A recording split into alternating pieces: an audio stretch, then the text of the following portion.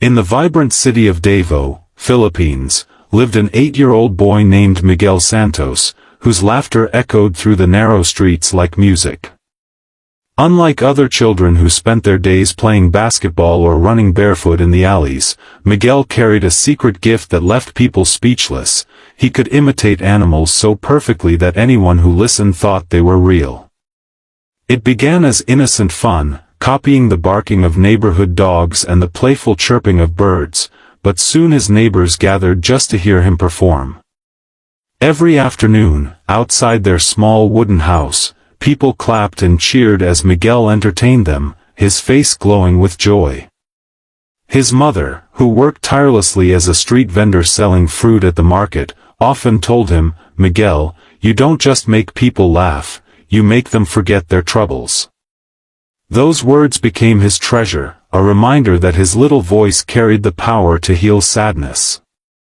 But life in Davao was not easy. Miguel's family lived day to day, struggling with bills and food, yet he never lost his cheerful spirit. One afternoon, his schoolteacher noticed his talent during a school program and encouraged him to share it beyond their community.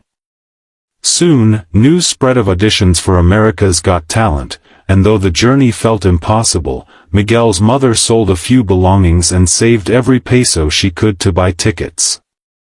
For the first time in his life, Miguel boarded an airplane, gazing out the window at the clouds, unaware that his voice would soon echo far beyond his city, across oceans, and into the hearts of millions. His dream was not just to perform but to make the world smile, carrying with him the spirit of Davao wherever he went. The lights inside the Grand Theater of America's Got Talent were dazzling, far brighter than anything little Miguel Santos had ever seen in his life. As he stepped out onto the massive stage, dressed neatly in a white shirt paired with a traditional Philippine vest his mother had carefully ironed, his tiny frame seemed almost swallowed by the vastness of it all. The crowd hushed, waiting, while Miguel nervously gripped the microphone with both hands. His heart pounded so loud he thought the judges might hear it. Simon Cowell leaned forward, curiosity etched on his face, and asked in his familiar voice, "What's your name, and where are you from?" Miguel took a deep breath, his accent gentle yet proud, and answered, "My name is Miguel Santos, and I came all the way from Davao City, Philippines." The audience erupted into warm applause, touched by the courage of such a small boy standing on the world's biggest talent stage. Simon's brows lifted slightly, intrigued, while Heidi Klum smiled encouragingly. Sofia Vergara leaned in with interest as Miguel continued, his voice trembling with innocence, "I can do impressions of animals. They are my friends." A ripple of laughter spread across the room, not mocking but filled with anticipation. Simon gave a half-smile, raising his eyebrow as if to say, "Let's see what you've got."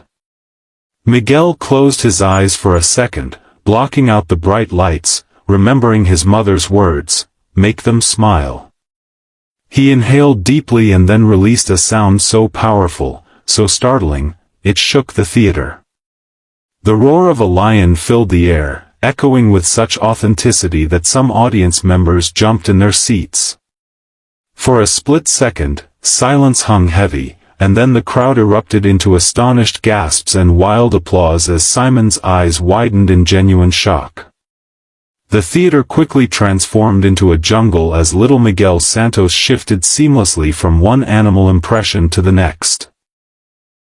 After the lion's roar faded, he tilted his head and released the high-pitched squawk of a parrot so perfectly that people in the audience glanced upward, convinced a bird had somehow flown inside the theater.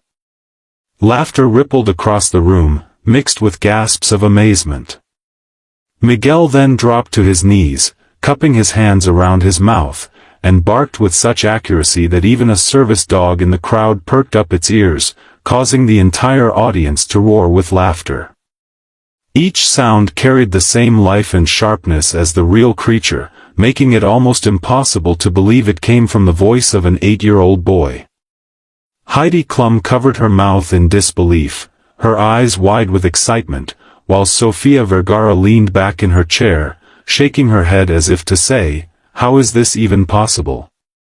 Miguel, encouraged by their reaction, added a playful twist.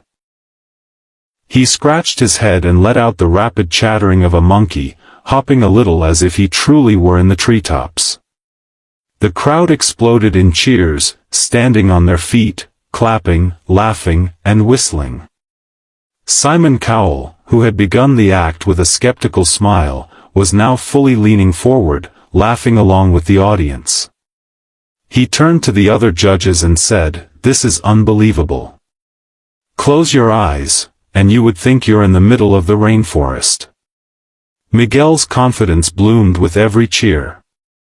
The same boy who once performed for neighbors outside his small wooden house in Davao was now captivating thousands in America, carrying his city's spirit proudly on a stage he never imagined he would stand on. The moment Miguel finished his final impression, the theater exploded with cheers so loud they seemed to shake the stage beneath his feet.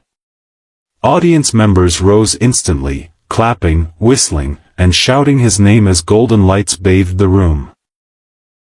Miguel stood frozen, clutching the microphone, his wide eyes glistening with tears. For a boy who once performed on the dusty streets of Davao, the sound of thousands rising to their feet was almost too much to believe. Sofia Vergara leaned forward first, smiling warmly as she said, "Miguel, I don't think I've ever seen anything this unique. You are amazing." The crowd roared in agreement. Heidi Klum placed her hand over her heart, her voice trembling with excitement as she added, "You made us so happy tonight. You're only 8 years old, and already you have such an incredible gift." Miguel lowered his head shyly, his cheeks burning, but he couldn't stop smiling. Then, all eyes turned to Simon Cowell, the judge everyone waited for. He sat still, his face unreadable, studying Miguel for a long pause that seemed to stretch forever. The audience grew quiet, holding its breath. Finally, Simon leaned closer, his voice softer than usual, and said, "Miguel, I wasn't expecting this at all. What you just did was extraordinary. You're not just talented, you're original, funny, and you brought joy to every single person in this theater tonight." Miguel's lips quivered as tears streamed down his face. In the audience, his mother clasped her hands to her mouth, overwhelmed with emotion. And then Simon reached forward and slammed the golden buzzer. Instantly, a shower of golden confetti rained down, covering Miguel in sparkling light. The audience screamed, the judges clapped, and Miguel stood in awe, his dream turning into reality before the entire world's eyes. Back in Davao City, the night sky glowed faintly with stars as neighbors crowded together around small televisions and phones, waiting to watch the boy they all knew as the cheerful child who once entertained them in the streets. When the broadcast of Miguel's golden buzzer moment aired, cheers erupted through the narrow alleys. Children clapped their hands, elders wiped away tears, and street vendors paused their work to catch a glimpse of their hometown hero. For many, it was surreal to see the same boy who once imitated barking dogs in the neighborhood now standing on the grand stage of America's Got Talent, showered in golden confetti. His mother, still emotional even in recorded interviews, told reporters, "I always believed Miguel's voice could make people happy. Now the whole world knows it too." That night, Davao felt united in joy, celebrating not just Miguel's success, but the pride of their city shining globally. Newspapers called him, "the boy with the jungle inside his voice," while social media across the Philippines filled with posts of admiration, declaring him a national treasure. For Miguel, the journey was overwhelming yet simple in his heart. He only wanted to spread smiles, just as he did at home. In every interview, when asked about his dream, he answered with the same innocence. "I just want people to feel happy when they hear me." His story became more than a talent show act, it was a symbol of hope, proving that even from the humblest streets, greatness can rise. Teachers began telling their students, "Look at Miguel, dream big, and never be afraid." From Davao to the world, Miguel's animal voices carried a message louder than any roar: no dream is too small, and no child too ordinary to shine.